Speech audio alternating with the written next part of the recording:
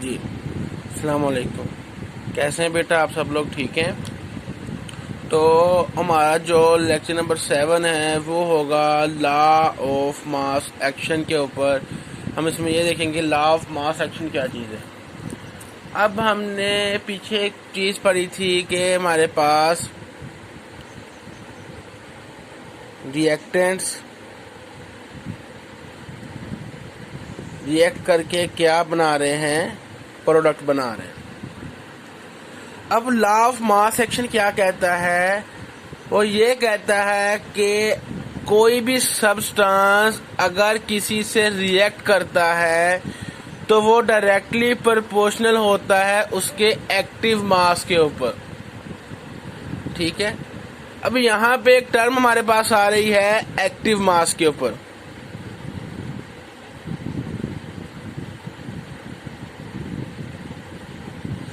Active mass क्या चीज़ है?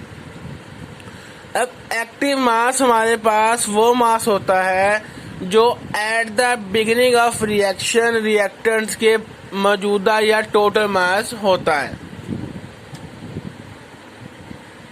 हम लिख सकते हैं द मास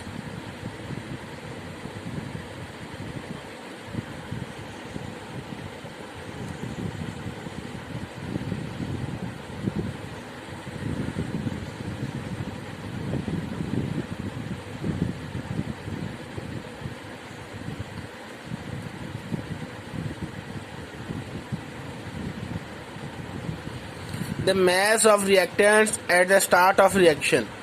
मतलब रिएक्शन जब स्टार्ट होने लगा है उस वक्त जो रिएक्टेंट्स का मैस होगा वो क्या होगा? एक्टिव मैस कहलाएगा। ठीक है। फॉर एग्जांपल के मैंने जी एक्टिव मास मैंने ए और बी लिए 5-5 ग्राम लिए हैं जी। ये 5 ग्राम है और ये भी 5 ग्राम है। तो ये 5 ग्राम क्या होगा? ये 5 ग्राम इनका एक्टिव मैस होगा कि इनका जी एक्टिव मैस कितना है? 5 ग्राम है। मतलब रिएक्शन शुरू करते वक्त इनका मैस कितना था? 5 ग्राम। ठीक है। ये है बेटा एक्टिव मैस। अब कह रहे हैं कि कोई भी सब्सटेंस अगर किसी के साथ रिएक्शन करता है तो उसके एक्टिव मैस के डायरेक्टली प्रोपोर्शनल होगा। मतलब कि जितना उसका एक्टिव मैस होगा उतना ही वो रिएक्शन शो करेगा। ठीक है। अब यहाँ पे हम डेफिनेशन को उसके दो हिस्सों में तकसीम कर लेते हैं लॉ ऑफ मास एक्शन की।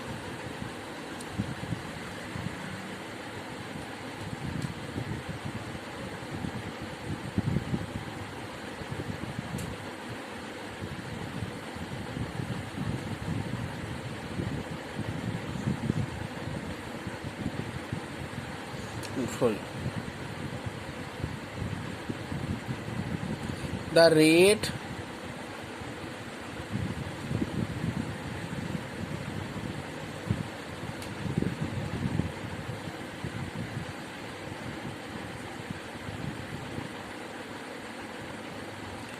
at which a substance react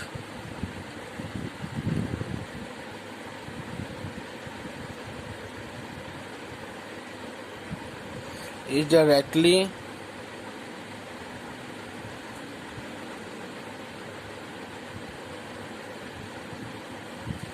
proportional to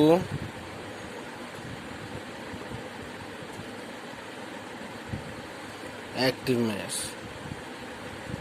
ठीक है। और दूसरा पार्ट इसका क्या है?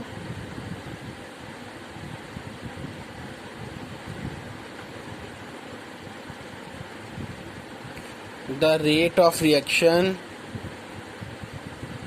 Is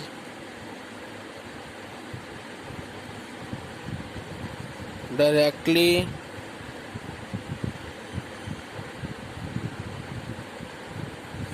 proportional to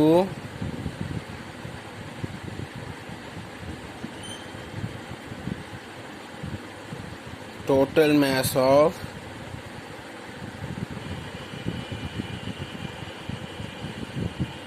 reactors। मतलब कि अगर कोई सब्सटेंस रिएक्ट करता है उसके रिएक्ट करने का रेट किस पे डिपेंड करता है? उसके एक्टिव मास के ऊपर कि उस रिएक्टेंट का या उस सब्सटेंस का एक्टिव मास कितना है, उसका रेट उस पर डिपेंड करेगा। जितना एक्टिव मास होगा वो उतना ही स्पीडली, उतना ही ज्यादा, उतना ही जल्दी रिएक्शन शो करेगा। ठीक है, क्योंकि उसके पास अमाउंट जल्दी जल्दी प्रेजेंट होगी, फॉर ज्यादा से ज्यादा अमाउंट प्रेजेंट होगी। ठीक है, तो वो ज्यादा से ज्यादा रिएक्शन शो करेगा। इसी तरह एक केमिकल रिएक्शन का जो रेट ऑफ रिएक्शन है वो किस पे डिपेंड करता है, उसकी जो रिएक्टेंट की टोटल प्रोडक्ट के ऊपर, कि उसके रिएक्टेंट की प्रोडक्ट कितनी है, उनके रिएक्टेंट का एक्टिव मास कितना है। ठीक है, सब्सटेंस का रेट ऑफ रिएक्शन उसके एक्टिव मास के ऊपर, और एक केमिकल रिएक्शन का रेट उनके जो रिएक्टेंट की टोटल प्रोडक्ट है वो उस पर डिपेंड करता है। ठीक है, आगे हम बेटा चलते हैं इसकी डेरिवेशन की तरफ। ठीक है, आगे बेटा आ रही है इसकी डेरिवेशन।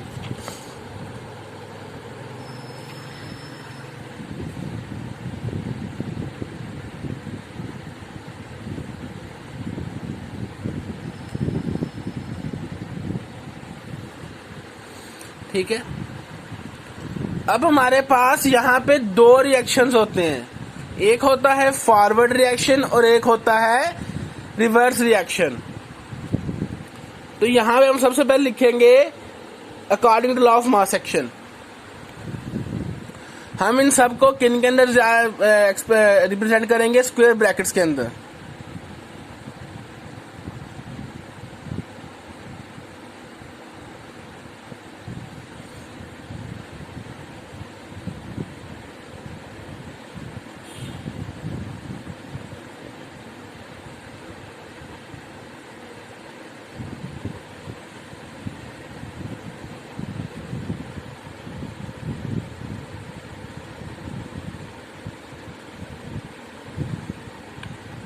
तो सबसे पहले हम लिखेंगे रेट ऑफ फॉरवर्ड रिएक्शन।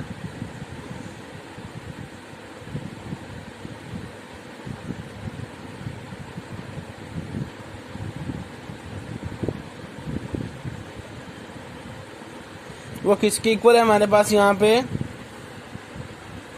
वो डायरेक्टली प्रोपोर्शनल होगा, तो जगह थोड़ी बढ़ गई है, हम इसके आगे लिखेंगे directly proportional to concentration of A and concentration of B. क्योंकि फॉरवर्ड रिएक्शन का रेट किस पे डिपेंड करेगा, रिएक्टेंट्स के ऊपर। ठीक है, जितनी रिएक्टेंट्स का मास होगा उतना ही फॉरवर्ड रिएक्शन का रेट होगा। अब अगला हमारे पास प्रोपोर्शनैलिटी कांस्ट खत्म करेंगे, इसकी जगह आ जाएगा हमारे पास के एफ, जो क्या है हमारे पास प्रोपोर्शनैलिटी कांस्टेंट है। इसी तरह आएगा हमारे पास रेट ऑफ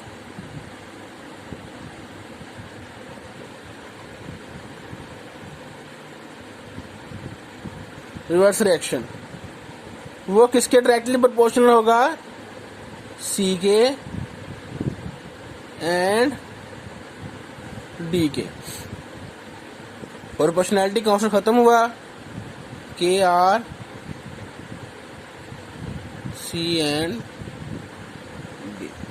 ठीक है, अब चूंकि हमें पता है कि दोनों रिएक्शंस के रेट इक्वल होते हैं, तो हम इनको ऐसे लिख सकते हैं,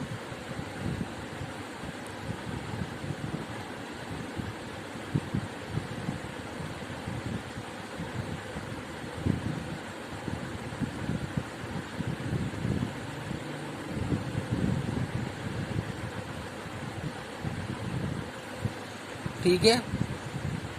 हमें क्या चाहिए, अब हमने एक कहने के कांस्टेंट निकालना है या रिलेशनशिप निकालना है दोनों इक्वेशन के दरमियान। तो हम क्या करेंगे, अपने दोनों कांस्टेंट है उनको एक साइड पे कर लेंगे और रिएक्टेंट प्रोडक्ट को एक साइड पे कर लेंगे। तो ये हमारा इधर आ जाएगा और ये हमारा इधर आ जाएगा इसके नीचे।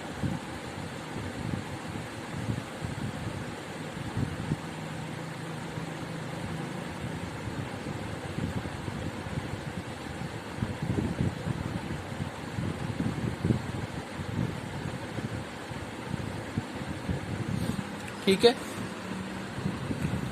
अब ये हमारे पास क्या है, के एफ ओवर के आर इज इक्वल टू के सी।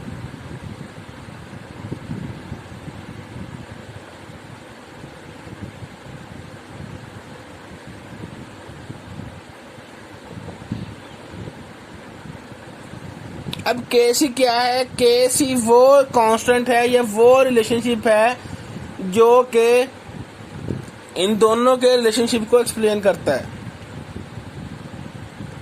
यह इंशाल्लाह हम अगले जो अगला लेक्चर होगा उसके अंदर इसको एक्सप्लेन करेंगे कि इक्विलिब्रियम कांस्टेंट क्या है हमारे पास। ठीक है।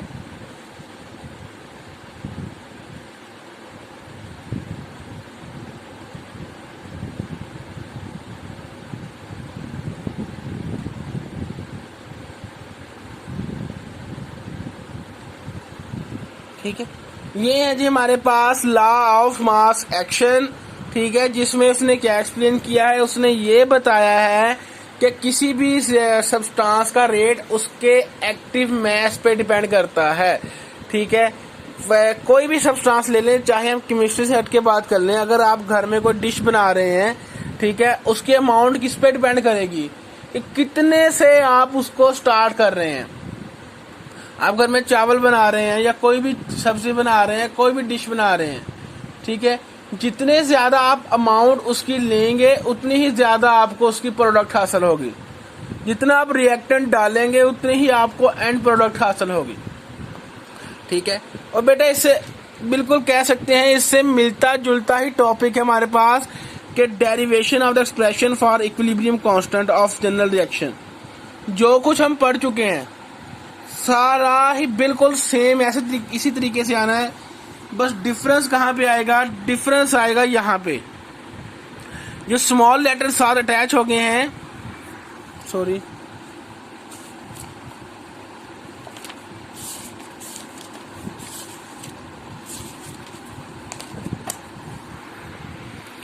ये स्मॉल लेटर साथ अटैच हो गए हैं, डिफरेंस बस आ रहा है यहाँ पे। अब ये क्या है, ये कह लो कि मोलर कंसंट्रेशन है किसी भी रिएक्टेंट की। ये मैं आगे आपको समझाता हूँ ये क्या चीज है। अब ये देखें, अब चलें यहाँ पे थोड़ा सा एक्सप्लेन करता हूँ यहाँ पे ये है क्या चीज। अब डिफरेंस क्या है जी, उन्होंने ए के साथ ये लिखा हुआ है, बी के साथ ये लिखा होगा,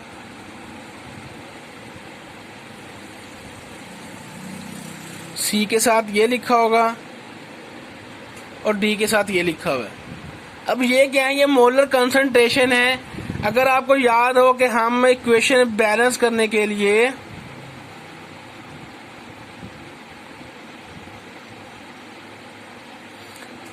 साथ में जो न्यूमेरिकल डिजिट्स लगाते हैं ये उनको रिप्रेजेंट कर रहा है। ठीक है, अब अगर मैं इस इक्वेशन को ऐसे लिखना चाहूं तो ए मेरे पास क्या है, H2 पावर्स में आ जाएगा। जिसकी स्टार्ट में कोई डिजिट नहीं है उसका बेटा पावर कोई नहीं आएगी। ठीक है,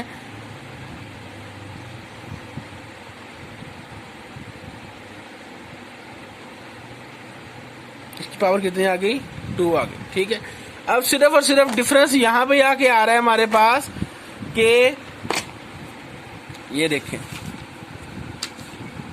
RF वही सारा रेट ऑफ फॉरवर्ड रिएक्शन, ये प्रोपोर्शनैलिटी कांस्टेंट का खत्म कर दिया हमने।